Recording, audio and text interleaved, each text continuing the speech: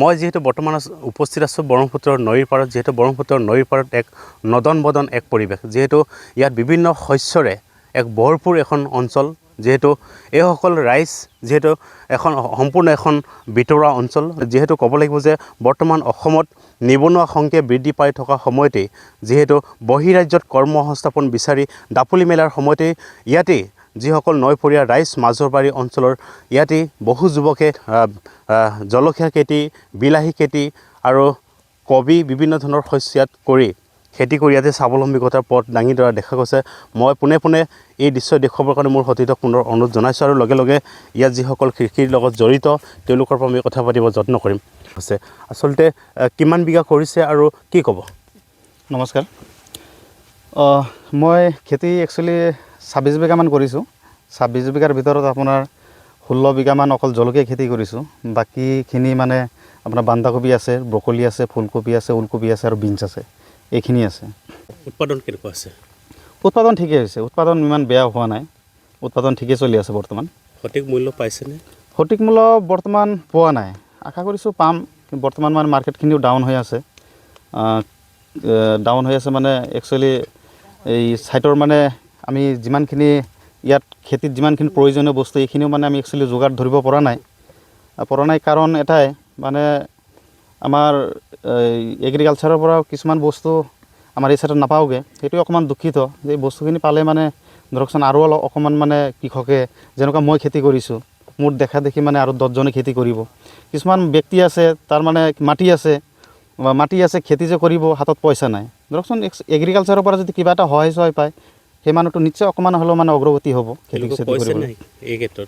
ক্ষেত্ৰত অৱগত মই কৰাইছোঁ হ'লেও মানে বিভাগীয়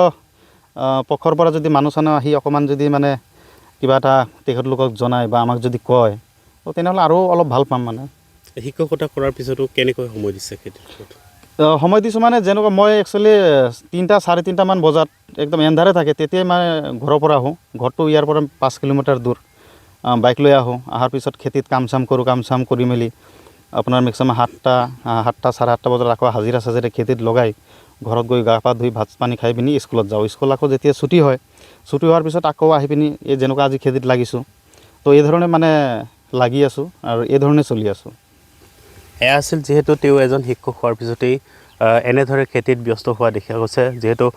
ৰাতিপুৱা যিহেতু তেওঁ উঠি পথাৰখনত প্ৰথমতে আহে আৰু তাৰ পিছতে স্কুললৈ যোৱাৰ তেওঁ কথা উল্লেখ কৰিছে আৰু এজন ইয়াতে যুৱক এজন আছে শিক্ষক কি ক'ব কি খেতি লগাইছে আৰু কিমান বিঘা কৰিছে মোৰ ধন্যবাদ মোৰ গোটেই লগাই কিন্তু 10 বিঘামান খেতি আছে জলকীয়া বিলাহী বিনছ বন্ধাকবি গ্ৰীণ কবি তাৰপিছত ফুলকবি টোটেল কিন্তু 10 বিঘামান আছে উৎপাদন কেনেকুৱা হৈছে উৎপাদন ভালেই হৈছে মূল্য কেনেকুৱা পাইছে মূল্য বজাৰটো ইমান ভাল নহয়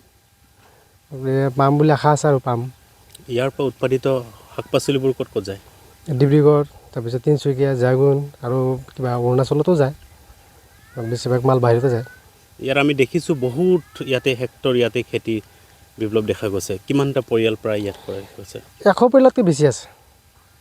ইয়াত 100তকৈ বেছি আছে এইবিলাক তাৰমানে চব্জি খেতিয়ে কৰি চলে ইয়াত বেলেগ তাৰমানে ইনকামৰ আৰু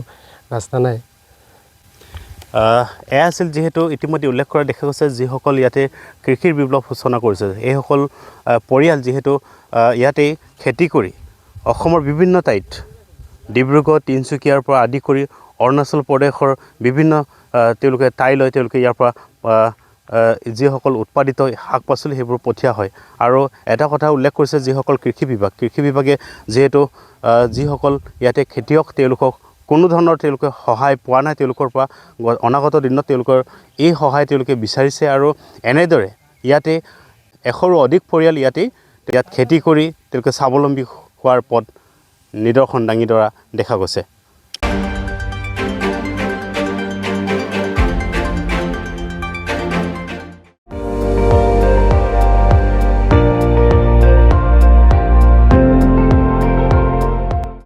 আপুনি চাই আছে ND24